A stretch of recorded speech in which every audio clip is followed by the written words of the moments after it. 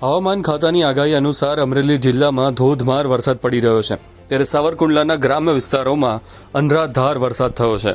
Savarkundla Jesar road વિસ્તારના ગામડાઓમાં કમોસમી મેઘમહેર થઈ છે। સાવરકુંડલાના ઘોબા, પીપળી, ભમુદરા ગામમાં અનરાધાર 5 ઇંચ સુધીનો વરસાદ થયો છે। આ 5 ઇંચ વરસાદથી ખેતી પાકોને વ્યાપકપણે નુકસાન થવાની ભીતિ છે।